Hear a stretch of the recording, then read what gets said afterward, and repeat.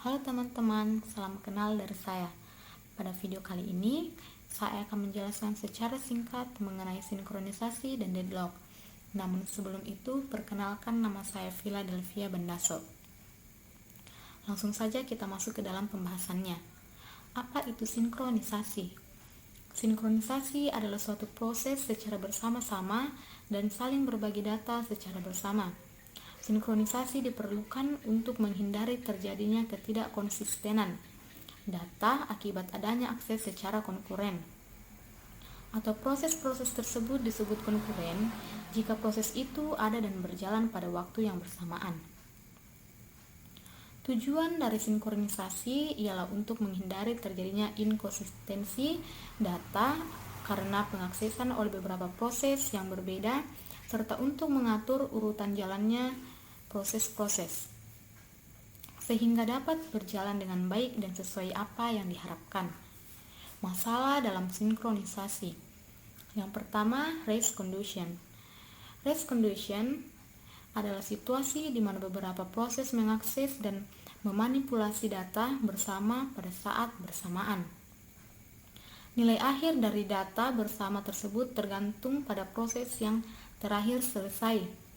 Untuk mencegah race condition, proses-proses yang berjalan bersamaan harus disinkronisasi. Yang kedua, critical section. Kunci untuk mencegah masalah ini dan di situasi yang lain yang melibatkan shared memory, shared berkas, dan shared sumber daya yang lain adalah menemukan beberapa jalan untuk mencegah lebih dari satu proses untuk melakukan proses writing dan reading kepada shared data pada saat yang sama. Kita masuk ke dalam pembahasan yang berikutnya ya, deadlock.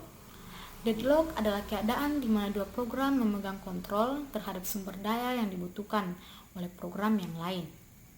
Tidak ada yang dapat melanjutkan proses masing-masing sampai program yang lain memberikan sumber dayanya, tetapi tidak ada yang mengalah. Deadlock yang mungkin dapat terjadi pada suatu proses disebabkan proses itu menunggu suatu kejadian tertentu yang tidak akan pernah terjadi. Dua atau lebih proses dikatakan berada dalam kondisi deadlock bila setiap proses yang ada menunggu suatu kejadian yang hanya dapat dilakukan oleh proses lain dalam himpunan tersebut. Karakteristik deadlock.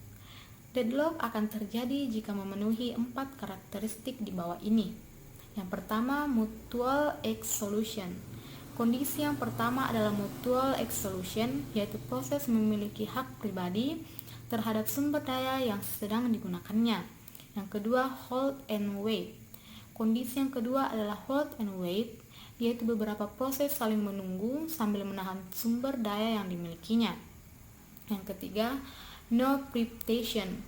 Kondisi yang selanjutnya adalah no preemption, yaitu sebuah sumber daya hanya dapat dilepaskan oleh proses yang dimilikinya secara sukarela setelah ia selesai menggunakannya.